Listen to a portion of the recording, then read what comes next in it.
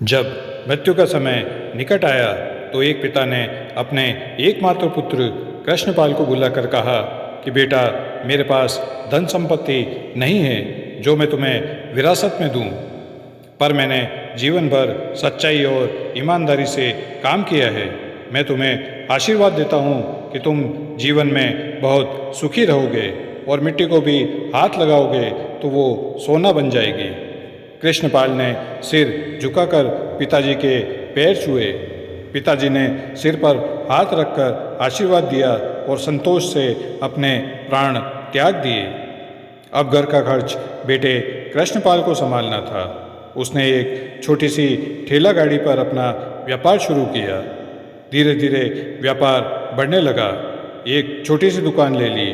व्यापार और बढ़ा। अब नगर के संपन्न लोगों में उसकी गिनती होने लगी थी।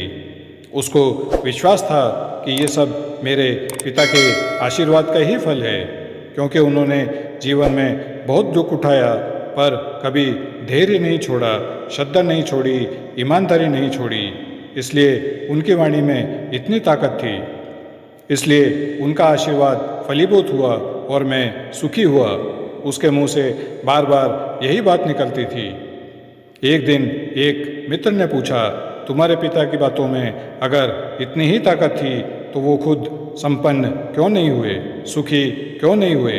कृष्णपाल ने कहा, मैं पिता की ताकत की बात नहीं कर रहा हूँ, मैं उनके आशीर्वाद की ताकत की बात कर रहा हूँ। इस प्रकार वो बार बार अपने पिता के आशीर्वाद की बात करता था तो लोगों ने उसका नाम ही पिता का आशीर्वाद रख दिया।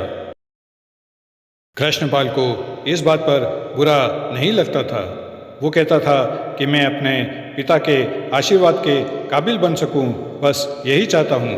ऐसा करते हुए कई साल बीत गए। वो विदेशों में व्यापार करने लगा। जहाँ भी व्यापार करता था उससे उसको बहुत लाभ होता था। एक बार उसके मन में आया कि मुझे लाभ ही लाभ होता है तो मुझे एक बार नुकसान का भी अनुभव करना चाहिए। तो उसने अपने एक मित्र से पूछा कि ऐसा व्यापार बताओ कि जिसमें मुझे नुकसान हो। मित्र को लगा कि इसको अपनी सफलता का और पैसों का घमंड आ गया है। इसका घमंड दूर करने के लिए इसको ऐसा व्यापार बताऊं कि इसको नुकसान ही नुकसान हो। उसने उसको बताया कि तुम भारत में लौंग खरीदो और जहाज में भरकर अफ्रीका के जंजीबार में जाकर बेचो। कृष्णपाल को ये बात ठीक लगी। जंजीबार तो लौंग का देश है। वहाँ से व्यापारी लौंग भारत में लाते हैं और यहाँ 10 से 12 गुना भाव पर बेचते हैं। भारत में खरीद के जंजीबार में बेचें तो साफ नुकसान सामने दिख रहा है। परंतु बेटे ने तय किया कि मैं भारत में लौंग खरीद कर जंजीबार खुद लेकर बेचने जाऊंगा।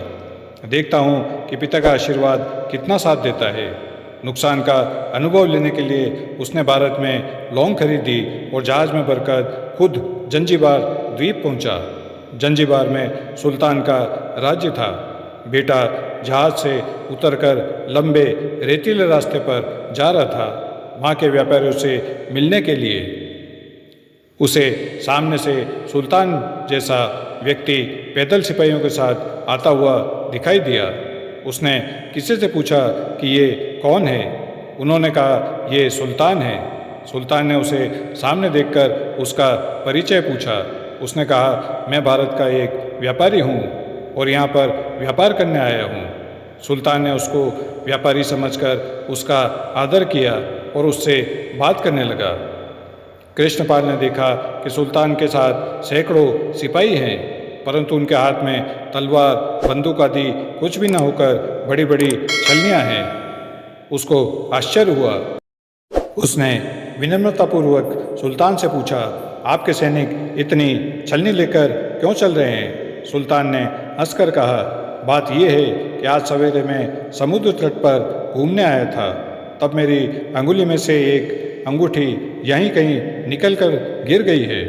अब रेत में अंगूठी कहाँ गिरी है पता नहीं, इसलिए मैं इन सैनिकों को साथ लेकर आया हूँ। ये रेत छानकर मेरी अंगूठी उसमें से तलाश करेंगे। कृष्णपाल ने कहा, अंगूठी बहुत महंगी होगी। सुल्तान ने कहा, नहीं, उससे बहुत अधिक कीमत वाली अनगिनत अंगूठी मेरे पास है, पर वो अंगूठी एक फ़कीर का आशीर्वाद है। मैं मानता हूँ कि मेरी सल्तनत इतनी मजबूत और सुखी उस फ़कीर के आशीर्वाद से ही है, इसलिए मेरे मन में उस अंगूठी का मूल्य सल्तनत से भी ज़्यादा है। इतना कहकर सुल्तान ने फिर पूछा, बोलो सेठ, आप क्या माल लेकर आए हो? कृष्णपाल ने कहा, लौंग। सुल्तान के आश्चर्य का ठिकाना नहीं रहा।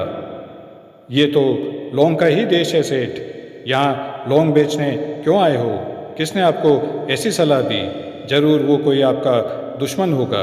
यहाँ तो 1 पैसे में मुट्ठी भर लौंग मिलते हैं। यहाँ लौंग को कौन खरीदेगा और तुम क्या कमाओगे?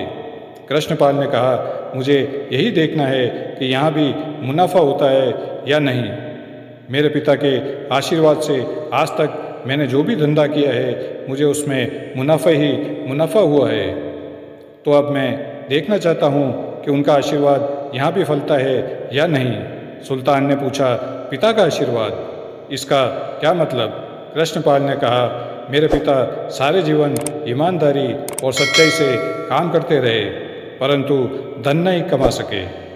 उन्होंने मरते समय मुझे भगवान का नाम लेकर मेरे सिर पर हाथ रखकर आशीर्वाद दिया था कि तेरा हाथ से मिट्टी भी सोना बन जाएगी।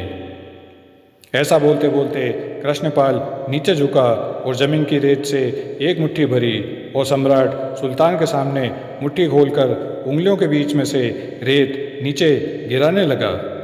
अचानक कृष्णपाल और सुल्तान दोनों आश्चर्यचकित हो गए। उसके हाथ में एक हीरे जड़ित अंगूठी थी। ये वही सुल्तान की गुम हुई अंगूठी थी। अंगूठी देखकर सुल्तान बहुत खुश हो गया। वो बोला, वाह खुदा, आपकी करामात गजब है। आप पिता के आशीर्वाद को सच्चा करते हो। सुल्तान खुश हुआ, कृष्णपाल को गले लगाया और कहा, मांग सेठ, आज तू जो मांगेगा मैं दूंगा। कृष्णपाल ने कहा, आप 100 वर्ष तक जीवित रहो और प्रजा का अच्छी तरह से पालन करो। प्रजा सुखी रहे, इसके अलावा मुझे कुछ नहीं चाहिए। सुल्तान और ज़्यादा खुश हो गया। उसने कहा, सेठ, तुम्हारा सारा माल मैं आज खरीदता हूँ और इसकी मुँह मांगी कीमत दूंगा। दोस्तों, इस कहानी से हमें यही शिक्षा मिलती है कि बड़ों का आशीर्वाद हो तो दुनिया की कोई ताकत कहीं भी तुम्हें पराजित नहीं होने देगी। पिता और माता की सेवा का फल निश्चित रूप से मिलता है। आशीर्वाद जैसी और कोई संपत्ति नहीं है। बेटे के मन को जानने वाली माँ और भविष्य को संवारने वाले पिता, यही दुनिया के 2 महान ज्योतिषी हैं। अपने बुजुर्गों का सम्मान करें, यही भगवान की सबसे बड़ी सेवा है।